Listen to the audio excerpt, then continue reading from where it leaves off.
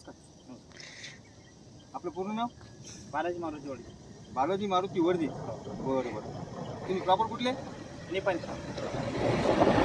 Okay. बरं पाटील, आपण जी गाडी घेतली ही गाडी घेऊन किती दिवस झाले? 5 महिने. 5 महिने झाले. बरं, या पहिला आपण कोणती गाडी चालवत होता? कोणती नाही. कोणती नाही. मग ही गाडी घेताना तुम्हाला या गाडीच्या ऐवजी दुसऱ्या कोणत्या गाडीचा विचार आला का मनामध्ये?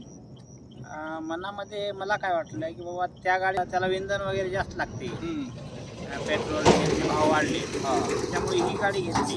अच्छा. तर एकदम कमी खर्चामध्ये अच्छा. आपल्याला ही गाडी चालवता येईल हां. आणि व्यवस्थित होईल. आणि महिंद्राचं म्हणून मी विश्वासाने घेतली. म्हणजे तुमचा महिंद्रावरती खूप विश्वास? 100% विश्वास आहे म्हणून घेतली.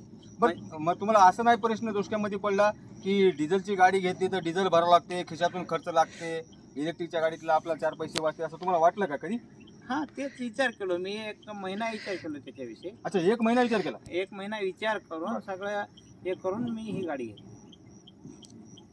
तुमच्याकडून ही बरं, मला तुमच्याकडून ही माहिती घ्यायची होती. ही तुम्ही गाडी रोज किती किलोमीटर चालवता? रोज 100 किलोमीटर. रोज 100 किलोमीटर चालवता. हो. आणि संध्याकाळी तुम्ही जेव्हा घरी चार्जिंगला लावता किती तास चार्जिंग करता? 4.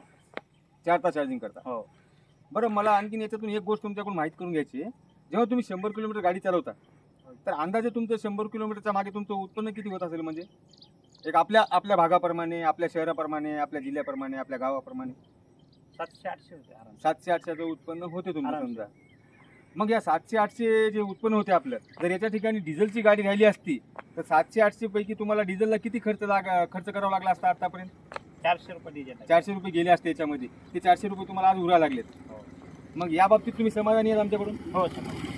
बरं, ही गाडी घेतल्यानंतर आज तुमच्या मनामध्ये आमच्या गाडीबद्दल काही शंका? काही शंका नाही. जर कोणी एखादा इतर माणूस जर आमची गाडी घ्यायचा विचार करून तुम्हाला जर विचारलं की गाडी कशी आहे साहेब, मी घेऊ की नाही घेऊ, तर तुम्ही काय उत्तर द्या? समाधानकारक चांगली गाडी आहे आणि महिंद्रावर आमचा विश्वास आहे. अच्छा. आणि चांगला असं वाटतं. म्हणजे एखाद्या ग्राहकाने तुम्हाला जर विचारलं की गाडी घ्यावं का नाही घ्यावं, तर तुम्ही एक समाधानकारक म्हणलं उत्तर देणार अशी तुमची अपेक्षा, तुमचं असं म्हणणं आहे. तुम्ही हे सांगाल की बाबा ही गाडी खूप छान आहे, या गाडीचं 4 पैसे उत्पन्न होईल, ही गाडी घ्यायला पाहिजे ग्राहकांना, असं तुमचं मत आहे? हो, बिलकुल. हो.